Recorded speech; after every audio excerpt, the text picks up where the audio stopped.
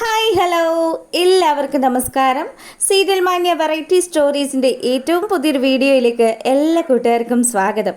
അങ്ങനെ നമുക്ക് മൗനരാഗത്തിൻ്റെ ഇന്നത്തെ ആ ഒരു വിശേഷത്തിലേക്ക് പോയാലോ. നമ്മുടെ കിരണും കല്യാണിയും കൂടെ ടെക്സ്റ്റൈൽ ഷോപ്പിൽ നിന്ന് ഡ്രസ്സൊക്കെ പർച്ചേസ് ചെയ്തുകൊണ്ട് നിൽക്കുമ്പം അങ്ങോട്ടേക്ക് കാർത്തികയോടൊപ്പം പ്രകാശം വരികയാണ്. പ്രകാശനെ കണ്ട പാടെ തന്നെ കല്യാണിയും അതുപോലെ തന്നെ കിരണും ഒക്കെ ഇങ്ങനെ ഒന്ന് നോക്കി. പ്രകാശനാണെങ്കിലോ അവിടെ വന്നതും അയ്യോ എന്തൊരു വലിയ കടയാണപ്പാ, ഈ കടയിൽ നിന്നാണോ എനിക്ക് പർച്ചേസിങ്ങും കാര്യങ്ങളും ഒക്കെ ഒന്നും പറഞ്ഞ് പുള്ളിക്കാരൻ ഇങ്ങനെ വിചാരിച്ച് അവിടെ ചുറ്റും ഇങ്ങനെ നോക്കുമ്പോഴാണ് കിരണിനെയും കല്യാണിയും ഒക്കെ കാണുന്നത്. അവരെ കണ്ട പാടെ തന്നെ മോളെ അങ്ങോട്ടൊന്ന് നോക്ക്, ദേ എൻ്റെ ആ ഒരു വെറുക്കപ്പെട്ട മകളും അവളുടെ ഭർത്താവും നിൽക്കുന്നു. ഇവരൊക്കെ നിൽക്കുന്ന കടയിൽ നമുക്കൊന്നും നോക്കണ്ടെന്നും പറഞ്ഞ് പ്രകാശൻ കാർത്തികയും കൂട്ടിയിട്ട് അവിടുന്ന് പോകാൻ തുടങ്ങുകയാണ്. അപ്പോൾ കാർത്തിക പറഞ്ഞു, അച്ഛൻ എന്തിനാ അവളെയൊക്കെ കണ്ടിട്ട് പേടിച്ചു പോകുന്നത്? അച്ഛൻ ഇവിടെ വന്നത് ഡ്രസ്സ് പർച്ചേസ് ചെയ്യാനാണെങ്കിൽ അച്ഛൻ നല്ല മുന്തിയ ഡ്രസ്സ് എടുത്ത് അവറ്റകളെ കാണിച്ചു കൊടുക്കണം, അല്ലാതെ അച്ഛൻ ഇപ്പോൾ പഴയ ആളല്ല എന്നൊക്കെ അവർ മനസ്സിലാക്കണമെന്നൊക്കെ കാർത്തിക പറയുകയാണ്. ആഹാ, അപ്പോൾ കാർത്തികയുടെ ആ ഒരു പിൻബലത്തിൻ്റെ പുറത്ത് പ്രകാശനൊന്ന് ആള് കളിക്കാമെന്ന് വിചാരിച്ചു. അങ്ങനെ നേരെ നമ്മുടെ കല്യാണിയുടെയും കിരണിൻ്റെയും അടുത്ത് ചെന്നു. അപ്പോൾ കിരണാണെങ്കിലോ ദേ വരുന്നുണ്ട്. എൻ്റെ പൊന്നോ, ഇനിയിപ്പോൾ എന്ത് പറയാനാണാവോ ഇങ്ങോട്ട് വരുന്നത്. അങ്ങനെ കല്യാണി ദേഷ്യത്തോടു കൂടി പ്രകാശനെ നോക്കുകയാണ്. അപ്പോൾ പ്രകാശൻ പറഞ്ഞു, എന്താണ് ഇവിടെ പരിപാടി? അല്ല, ഇവൾക്ക് വേണ്ടിയിട്ട് ഇങ്ങനെയൊക്കെ നീ വാങ്ങിക്കൂട്ടി കൊടുക്കുന്നുണ്ടല്ലോ, എന്തിനാടാ? നാളെ നിന്നെക്കാട്ടിലും നന്നായിട്ടുള്ള ഒരുത്തനെ കാണുമ്പോൾ നിന്നെ ഉപേക്ഷിച്ചിട്ട് ഇവൾ പോകുമെന്നൊക്കെ പറഞ്ഞു. എടോ, തൻ്റെ സ്വഭാവമല്ല എൻ്റെ കല്യാണിക്ക് കിട്ടിയിരിക്കുന്നത്. കല്യാണി പത്തരമാറ്റ തങ്കമാണെന്ന് കിരൺ പറയുകയാണ്. അപ്പോൾ പ്രകാശനാണെങ്കിലോ നീ ഇപ്പം ഇവളെ ഇങ്ങനെ എടുത്ത് തലയിൽ പൊക്കി വെച്ചോ? എടോ, തലയിൽ പൊക്കി വെച്ച് നടക്കുന്നതൊക്കെ ആരാണെന്ന് ഇപ്പം ഞങ്ങൾക്ക് ഇവിടെ വന്നപ്പോൾ മനസ്സിലായി. തന്നെ ഈ കാർത്തിക തലയിലെടുത്ത് വെച്ചുകൊണ്ട് നടക്കുകയാണല്ലോ. ഇത് കേട്ടതും കാർത്തികയാണെങ്കിൽ ദേഷ്യത്തോടു കൂടി കിരണിൻ്റെ അടുത്ത് പറഞ്ഞു, അതെ, എൻ്റെ അച്ഛനെ ഞാൻ തലയിലെടുത്തുകൊണ്ട് നടക്കും, അതിന് കിരണിന് എന്താ പ്രശ്നം? ഈ മനുഷ്യൻ എത്ര കഷ്ടപ്പെട്ടിട്ടാണ് ആ പെൺമക്കളെ വളർത്തിയത്. എന്നിട്ടോ ആ അച്ഛനെ ഉപേക്ഷിച്ച് ഇവള് നിങ്ങളുടെ ഒപ്പം വന്നില്ലേ? ഇവളെയൊക്കെ എന്തു പറയാനാണെന്നൊക്കെ പറഞ്ഞ് നമ്മുടെ കാർത്തിക ഇങ്ങനെ ഡയലോഗ് അടിക്കുകയാണ്. അപ്പം കിരൺ പറഞ്ഞു, അതെ, സത്യങ്ങളൊന്നും നിങ്ങൾ ഇതുവരെ മനസ്സിലാക്കിയിട്ടില്ല. നിങ്ങളിപ്പോൾ കൊണ്ട് നടക്കുന്നുണ്ടല്ലോ ഇയാൾ എത്ര വിഷമാണ് എന്നുള്ള കാർത്തികയ്ക്ക് ഉടനെ മനസ്സിലാകുമെന്നൊക്കെ പറഞ്ഞ് കിരൺ ഇങ്ങനെ സംസാരിച്ചു. അപ്പോൾ പ്രകാശനാണെങ്കിലോ അങ്ങനെ അങ്ങ് വിട്ടുകൊടുക്കാൻ പറ്റില്ലല്ലോ. എടീ കല്യാണി, നീ ഒരുപാടങ്ങ് ഞെളിഞ്ഞു പോകണ്ട. പിന്നെ നിന്നെയും നിൻ്റെ കാദംബരിയെയും ഒക്കെ ഞാൻ പൊന്നുപോലെ തന്നെയാണ് നോക്കിയത്.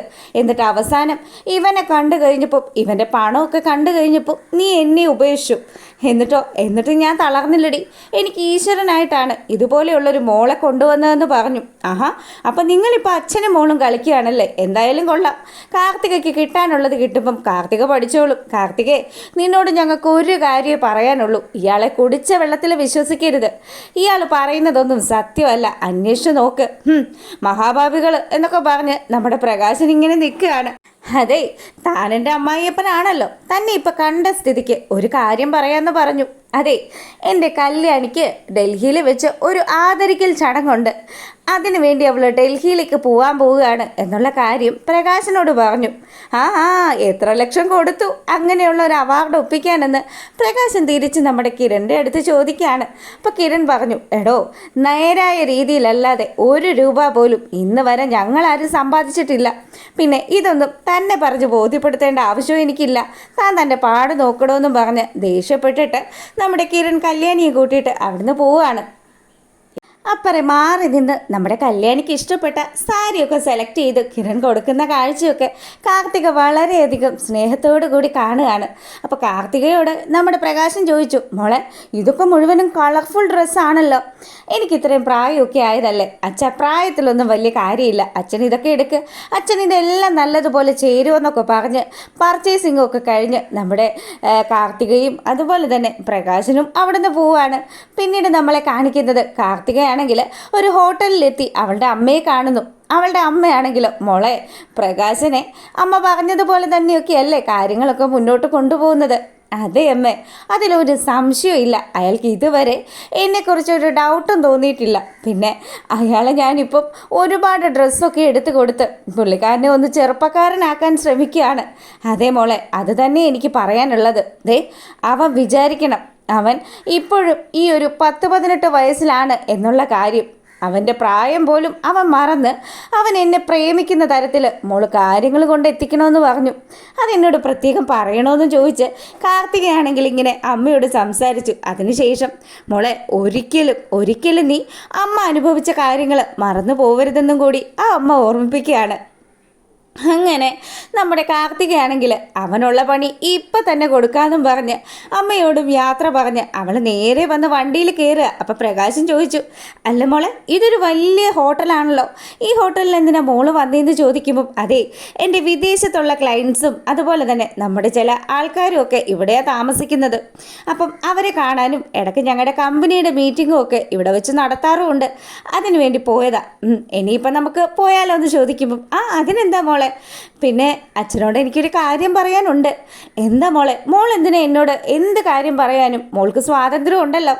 അച്ഛാ, അത് പിന്നെ അച്ഛന് ഞാനിപ്പോൾ വാങ്ങി തന്നിരിക്കുന്നത് കളർഫുൾ ഡ്രസ്സാണെന്നൊക്കെ അച്ഛൻ പറഞ്ഞില്ലേ, അതൊക്കെ അണിഞ്ഞ് എൻ്റെ അച്ഛനെ കാണണമെന്ന് എൻ്റെ അമ്മ ആഗ്രഹിക്കുന്നുണ്ടെന്ന് പറഞ്ഞു. മോളെ, നീ എന്താ ഈ പറഞ്ഞു വരുന്നത്? അതൊക്കെ ഉണ്ടച്ഛാ. എൻ്റെ അമ്മയും അതുപോലെ തന്നെ അച്ഛനും കൂടി ഒന്നിക്കണമെന്ന് തന്നെയാണ് എനിക്ക് ആഗ്രഹം. വളഞ്ഞു മൂക്ക് പിടിക്കാനൊന്നും അറിയത്തില്ല, അതുകൊണ്ട് ഞാൻ സത്യസന്ധമായിട്ട് കാര്യങ്ങൾ പറഞ്ഞതാന്ന് പറഞ്ഞു. അപ്പം എൻ്റെ അമ്മയ്ക്ക് ഈ ഫോട്ടോസൊക്കെ അച്ഛൻ എടുത്തിട്ട് ഇട്ട് കൊടുക്കണമെന്നും പറഞ്ഞു. അങ്ങനെ നമ്മുടെ പ്രകാശൻ്റെ മനസ്സിൽ പ്രണയത്തിൻ്റെ നാമ്പുകളൊക്കെ മോട്ടിട്ട് തുടങ്ങുകയാണ്. കാർത്തിക എന്ന് പറയുന്ന ആ ഒരു മകള് അവളുടെ കളി തുടങ്ങുമ്പോഴത്തേക്കിനും പ്രകാശൻ്റെ അന്ത്യം അത് വന്നല്ലേ പറ്റുള്ളൂ. അങ്ങനെ പ്രകാശൻ ഇങ്ങനെ മനക്കോട്ടയൊക്കെ കെട്ടി വീട്ടിലെത്തിയതും നമ്മുടെ മൂങ്ങാ മുത്തശ്ശിയുടെ കയ്യിൽ കൊണ്ടുപോയി ഒരു കവറ് കൊടുത്തു. അമ്മ, ഇത് കണ്ടോ, എനിക്ക് വേണ്ടി കാർത്തിക മോള് പർച്ചേസ് ചെയ്തതാ. എടാ, എന്തൊക്കെയാടാ ഈ കേൾക്കുന്നത്? പിന്നെ ഇപ്പം എന്നെ മൊത്തത്തിലൊന്ന് നോയിക്കേ, എന്തേലും ഒരു മാറ്റം ഉണ്ടോ എന്ന് ചോദിക്കുകയാണ്. എടാ, നീ മൊത്തത്തിലൊന്ന് മിനുങ്ങിയിട്ടുണ്ടല്ലോ പ്രകാശ, സത്യം പറയ്, നീ എന്താ ചെയ്തതെന്ന് ചോദിക്കുക. അതെ, ഞാൻ വരുന്ന വഴി അത്യാവശ്യം തരക്കേടില്ലാത്ത ഒരു പാർലറിൽ കയറി ഒന്നങ്ങ് ഒരുങ്ങിയെന്നേ.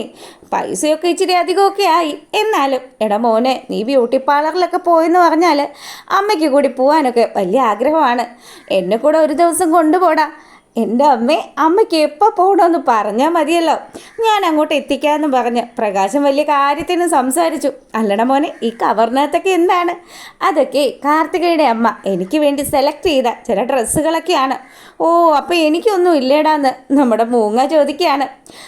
അമ്മയ്ക്കുണ്ടല്ലോ, അമ്മയ്ക്കുള്ളത് പിടിച്ചോന്ന് പറഞ്ഞ് പ്രകാശൻ നമ്മുടെ മൂങ്ങ മുത്തശ്ശിക്കുള്ളത് പുള്ളിക്കാരുടെ കയ്യിലേക്ക് വെച്ചു കൊടുത്തു. അവരാണെങ്കിലോ തുറന്ന് നോക്കിയതും, എൻ്റെ മോനെ നല്ല വിലപിടിപ്പുള്ള സാരിയാണല്ലോടാ, ഇതൊക്കെ വാങ്ങിത്തരാനും വേണ്ടി അവളുടെ അമ്മ ആരാടാന്ന് ചോദിക്കുകയാണ്. അതൊക്കെയുണ്ട്. എൻ്റെ മോള് ഒരു കാര്യം ചെയ്യ്, ഒരു നിലവിളക്കൊക്കെ സെറ്റ് ചെയ്ത് വെച്ചോ. നിലവിളക്കോ? നീ എന്താ ഉദ്ദേശിക്കുന്നത്? വിക്രത്തിൻ്റെ കല്യാണം വല്ലതും ആയോ എന്ന് ചോദിക്കുകയാണ്. അതൊന്നും അല്ല. പിന്നെ എന്താടാ നിലവിളക്ക്? നീ വീണ്ടും ദീപ ഇങ്ങോട്ട് കൂട്ടിക്കൊണ്ട് വരികയാണോ എന്ന് ചോദിക്കുമ്പം അതുമല്ല, അവളെയൊക്കെ ഇനി ആർക്ക് വേണം? മിക്കവാറും ഇനി കോടീശ്വരനാകാനാണ് സാധ്യത. നമ്മളുടെ ശുക്രൻ തെളിഞ്ഞു പോയമ്മേ എന്നൊക്കെ പറഞ്ഞ് പ്രകാശൻ നമ്മുടെ മൂങ്ങി ഇങ്ങനെ ചേർത്ത് നിർത്തുകയാണ്. അതിനുശേഷം റൂമിലേക്ക് പോയിട്ട് പ്രകാശൻ നമ്മുടെ കാർത്തിക വാങ്ങിക്കൊടുത്ത ആ ഡ്രസ്സുകളൊക്കെ എടുത്തിങ്ങനെ നോക്കി. അതിനുശേഷം മാച്ചായ 1-2 ഡ്രസ്സ് എടുത്ത് അതിൻ്റെയൊക്കെ ഒരു പിക്ക് ഇട്ടു. അത് നമ്മുടെ കാർത്തികയുടെ അമ്മയ്ക്ക് അയച്ചു കൊടുക്കുകയാണ്. ഇതൊക്കെ കണ്ട് കലി പൂണ്ടിരിക്കുകയാണ് നമ്മുടെ കാർത്തികയുടെ അമ്മ.